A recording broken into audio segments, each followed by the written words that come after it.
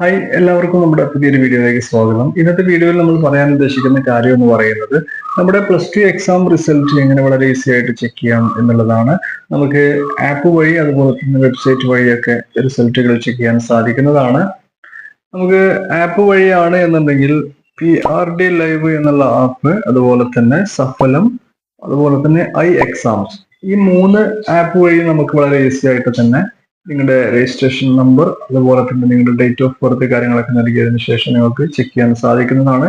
അതുപോലെ തന്നെ ഗവൺമെന്റിന്റെ 2-3 വെബ്സൈറ്റുകൾ നമ്മൾ ഇവിടെ ജസ്റ്റ് ഒന്ന് സൂചിപ്പിക്കാം.